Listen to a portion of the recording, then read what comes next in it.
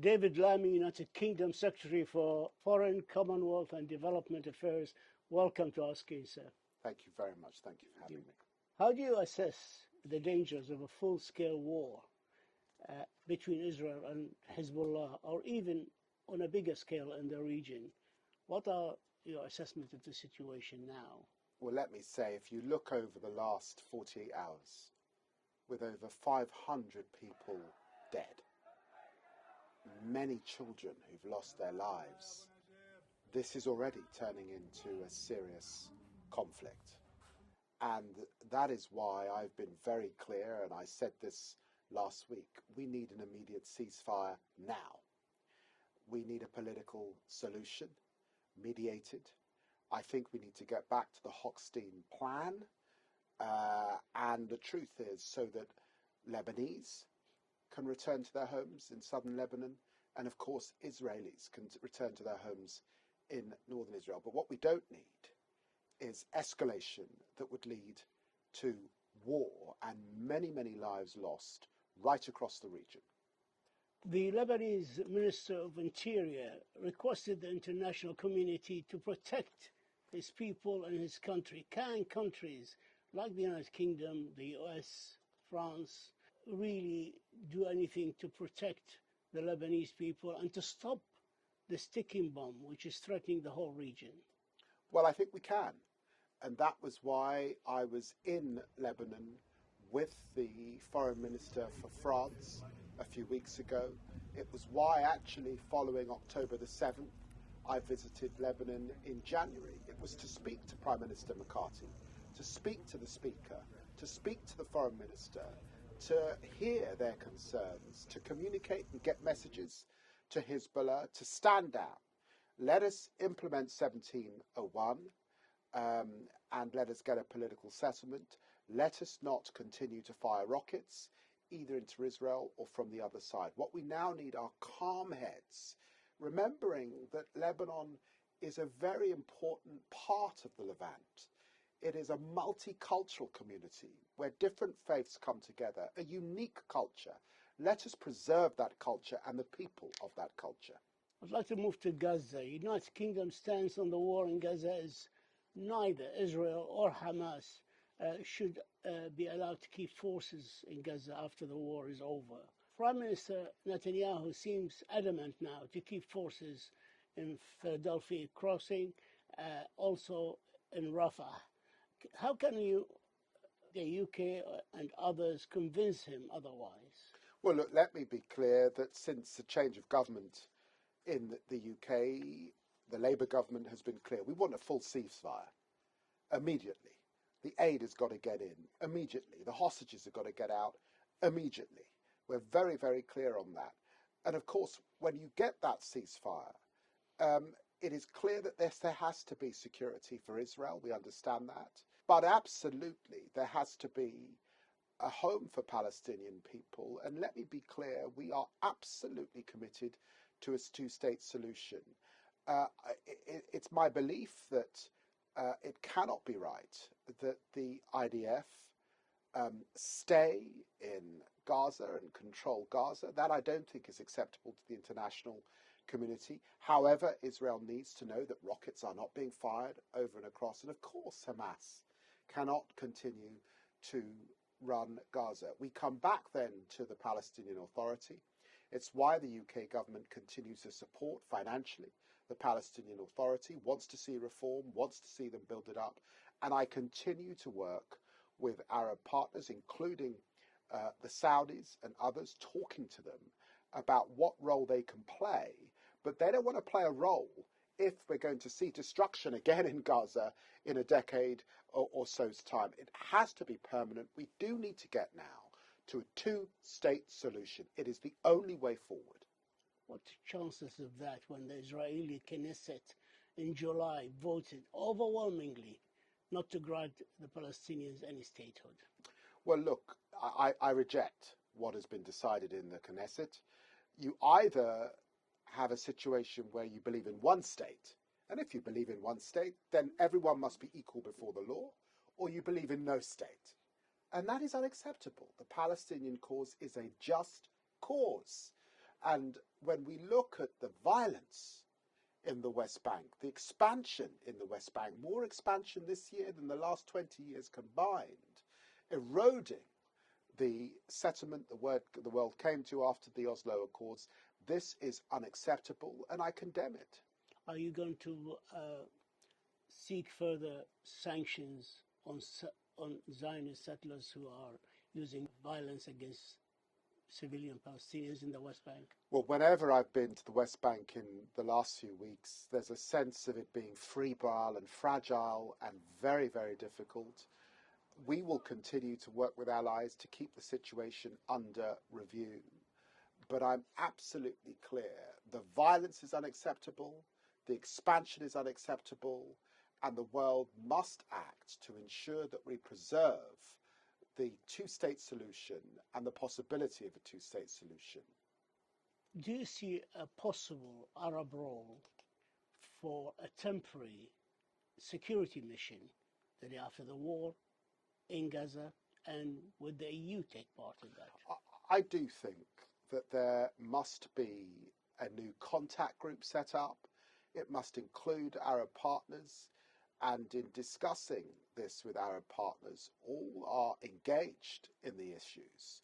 All are concerned about Gaza and its future and how they can play a role, but all are very clear.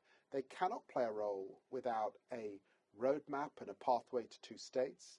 They cannot play a role if there's not a degree of inevitability and certainty about that. We cannot expect Arab partners or indeed the international community to reconstruct Gaza only to see it destroyed a few years later. That comes back to giving the young people of Gaza particularly hope and prospects for the future. How can that come about when they look at the destruction and they see no hope of a Palestinian state?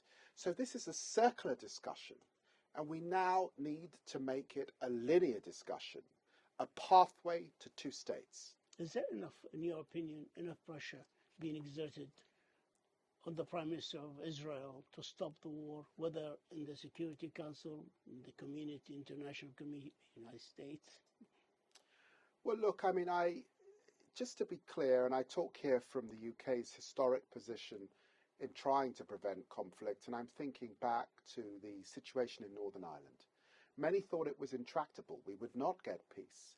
But in the end, you needed partners for peace, and you need them on both sides. And for both Mr. Netanyahu and for Mr. Sinwar, I urge them that a deal is now virtually there. Let us take a pathway to peace and bring calm to the region. Israel has criticized the United Kingdom for suspension of 30 arms export licenses, also for the decision to drop your opposition to the International Criminal Court issuing arrest warrant against Prime Minister Netanyahu and his Defense Minister Gallant, and also for restoring funding to UNRWA. How would you rate now the relations between the United Kingdom and Israel? Look, let me be very, very clear. We supported Israel's right to defend itself after October the 7th. But that was not unconditional. It was based on international humanitarian law within the law. The decisions we've taken on UNRWA followed Madame Colonna's report. We've given £1 million to the UN to continue the reform of UNRWA, but UNRWA is there to feed, to clothe, to educate, to support the people of Gaza. No other organisation can do it. So I absolutely stand by the decision to restore funding to UNRWA.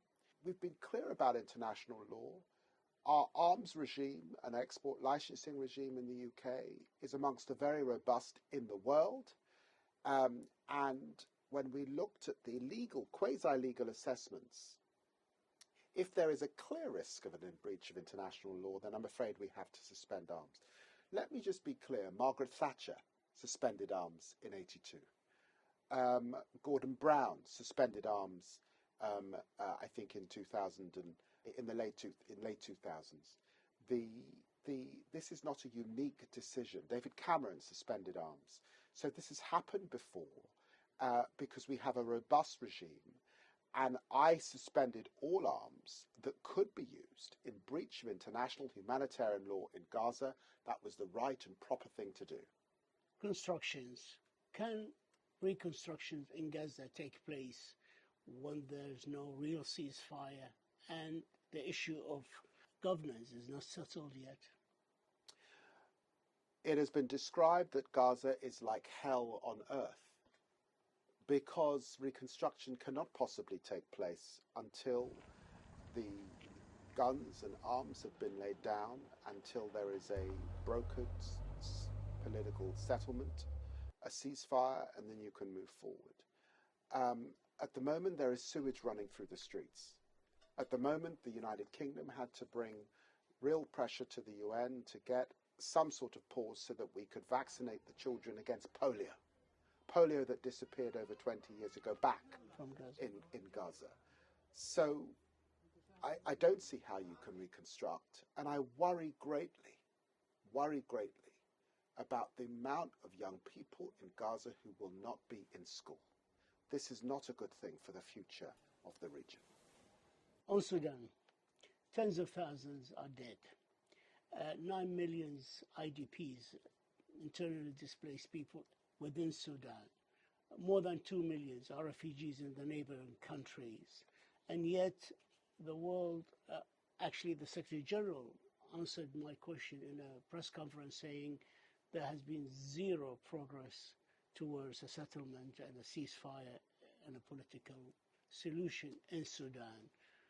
Where do we go from here? The killing is continuing, the poverty, forget about poverty, hunger, famine is spreading. We are the penholder in the United Kingdom for Sudan in the UN. The situation in Sudan breaks my heart, and it has not commanded the attention it should have done because of crisis in Gaza and crisis in Ukraine. This is a catastrophe of monumental proportions. We are doing all we can in terms of humanitarian aid. The world needs to give more, and I welcome the calls in the UN Security Council for more to be given over this next period. But look, this is not a crisis that can be dealt with solely on the humanitarian front.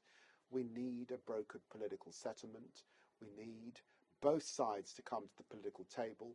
I'm hugely disappointed that the Swiss initiative did not achieve that. Yes. I urge the sides to come together, and Sudan should really command the attention of the global community, not just because of Sudan, but because of the way it has a huge knock-on effect in the Sahel, East Africa, and the wider Muslim world.